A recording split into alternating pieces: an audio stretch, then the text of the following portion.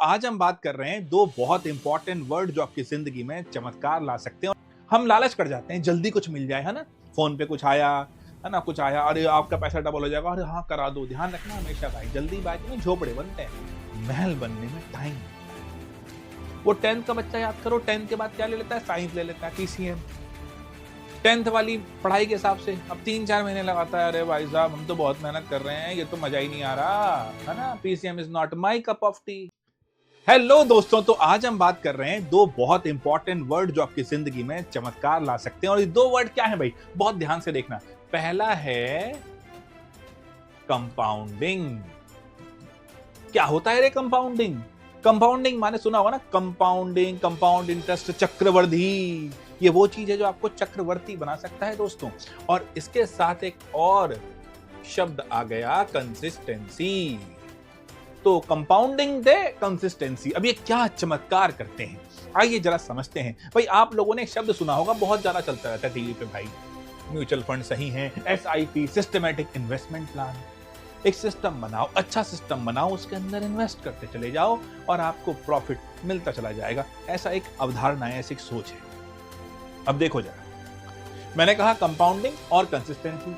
आइए इन दोनों पे लेते हैं, एक छोटी सी वेबसाइट लेते हैं भाई। मान लेते हैं हमने किसी म्यूचुअल फंड में इन्वेस्ट किया। अब कोई भी और तुम ढूंढो भाई, उससे भी रजिस्टर्ड लोग बताएंगे, हम कहाँ बताएंगे। बट हमने तो मान लिया जी, चलो ऐसा है भाई साहब, हमारी जेब में बहुत तो पैसा नहीं, हमने 5,000 रुपये महीना लगाना शुरू किया। अब हर एक आदमी पे डिपेंड करता है, कोई ज्यादा लगा सकता है, कोई कम लगा सकता है। हमने मान लिया ये लगाया हमने यार लंबे समय तक, क्योंकि अचानक देखो छोटी मोटी चीजें नहीं, हम लालच कर जाते हैं, जल्दी कुछ मिल जाए, है ना। फोन पे कुछ आया, है ना, कुछ आया, अरे आपका पैसा डबल हो जाएगा, अरे हाँ करा दो। ध्यान रखना हमेशा भाई, जल्दीबाजी में झोपड़े बनते हैं, महल बनने में टाइम, वक्त देना पड़ता है किसी अच्छी इमारत को बनाने में। तो 20 साल दे दिए, अब हमने माना क्या, चलो 12% ले लिया भाई, ये तो ज्यादा हो गया, यहाँ तो ये यहाँ होनी चाहिए, अच्छा चलाओ।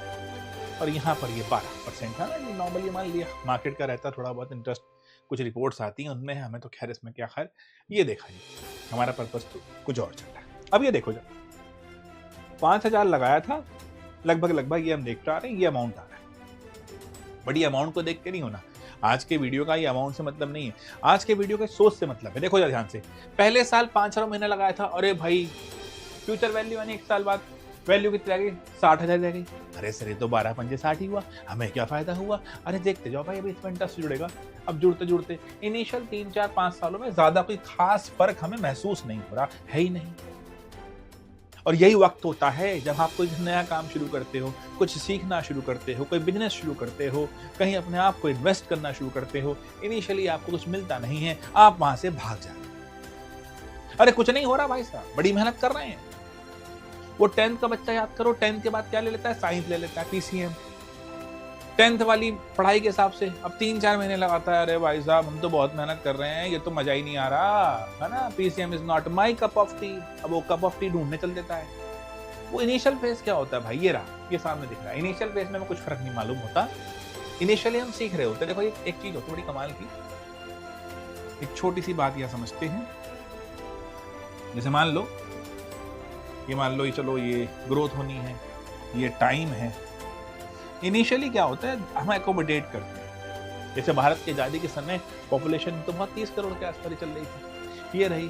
फिर धीरे धीरे सिचुएशन से एकोमोडेट हुए, एडजस्ट हुए, और फिर सडनली बाय तब जनसंख्या विस्फोट हो गया। वही चीज है, कोई भी काम शुरू करते हो इनिशियली कुछ लॉसेस होते हैं, वो लॉसेस नहीं होते, वो आपको सीखने में लगने वाला पैसा होता है, आपको सिखा रहा होता है। जो झटके लगते हैं ना गुरु, वो सिखा रहे होते हैं, वो गलतियां आपको सिखा रही होती हैं। बशर्ते आप में दम होना चाहिए गलतियों से सीखने का। और आप गलतियों से भाग गए तो फिर तो कोई फायदा ही नहीं है गुरु, फिर तो क्या ही रखा है। तो ये कहानी रही भाई, ये इसको बोलते हैं भाई साहब जनरली लैग फेज। अब इतना टर्मिनोलॉजी से क्या करोगे, आप सोचो लर्निंग फेज। वो कार चलानी सीखने वाला जो एल होता है, जो लल्लू होता है स्टार्टिंग में, हम लल्लू होते हैं स्टार्टिंग, हम सीख रहे होते हैं, तो गलतियां तो होंगी, लाजमी सी बात है। बहुत तेज तो भगाना नहीं है इस समय गाड़ी को, आराम से चलना है। फिर जब वो मिनिमम नॉलेज क्रॉस करते हो तो एक्सपोनेंशियल ग्रोथ, उसके बाद घमंड आ जाए तो गिर जाओगे, नहीं तो उसको मेंटेन करो। मैं घमंड आ गया, अरे हम तो बादशाह हैं, हम तो सब कुछ जानते हैं, तो गिरोगे भाई। तो ये जो फेज होता है जनरली लोग यहीं भाग जाते हैं। जो हम यहाँ देख पा रहे हैं इसके अंदर इनिशियली तो कुछ खास होने आता, लोग ही भाग जाते हैं, अरे कुछ नहीं मिल रहा है यार म्यूचुअल फंड से, अरे बंद करो इसको, है ना। देखो लेकिन धीरे धीरे सिस्टमेटिकली जब इन्वेस्ट करते हो, चाहे पैसा इन्वेस्ट कर रहे हो, चाहे अपने आप को किसी काम में इन्वेस्ट कर रहे हो, धीरे धीरे वो चीजें जुड़नी शुरू होती है, वो वैल्यू बेस बढ़ता जाता है। और फिर देखो क्या होना शुरू होता है, 10 साल के बाद, 10 से 12 साल, 2 साल में यहाँ पर 4 लाख का मुनाफा बढ़ना शुरू हो गया। 12 से 15 में ये अब 10 हो गया, है ना। तो देखो 11 बढ़ रहा, 3 लाख के आसपास परिणाम आ रहा है। 18 से 20 में आओगे तो लगभग 11 लाख का, 5-6 लाख का। और 20 से 21 में देखो भाई साहब 6 लाख का, लगभग 7 लाख का, लगभग 7। अब हर साल 6 से 7 लाख का बढ़ना, और धीरे और बढ़ना शुरू हो रहा है। 24 से 25 में ये लगभग 10 लाख के आसपास हो गया। अब ये एक्सपोनेंशियल कैसे हुआ? और हर साल मैं क्या दे रहा हूँ, 60,000 मिल के आ रहे हैं, 10 लाख। बट उसके लिए इतनी दूरी का एक्सपीरियंस होना जरूरी है। और एक्सपीरियंस कब होता है मेरे दोस्तों? एक्सपीरियंस होता है जब हर रोज होने वाली गलती से सीखते हो। ट्रबल आती है, उसको शूट करते हो, तभी तो ट्रबल शूटर बनते हो जी, नहीं तो कैसे बन जाओगे, है ना। तो वही होता है एक्सपीरियंस, लंबे समय तक आपको ये फिर यहाँ पर बिल्ड करता है। और वैसे ही यहाँ होता है, एक्सपोनेंशियल ग्रोथ होती है। हम क्या करते हैं, हम रहते हैं कच्चे लालच में। मैं भी रहा हूं भाई, ये तो नॉर्मल सी बात है। अरे यार मेहनत कर रहे नहीं हो रहा, कुछ और कर। महात्मा बुद्ध की एक कहानी है। एक बार वो जा रहे थे, उन्होंने देखा एक आदमी बड़े से मैदान में बहुत सारे गड्ढे खोद के बैठा हुआ है। कहते भले मानस क्या कर रहा है? उसने कहा देखो जी, प्यास लग रही थी, पानी की दरकार थी, मैंने गड्ढा खोद दिया, पानी नहीं मिला, मैंने और खोद दिया, वहां नहीं मिला, मैंने और खोद दिया, अब मैं थक चुका हूं, पानी तो मिला नहीं।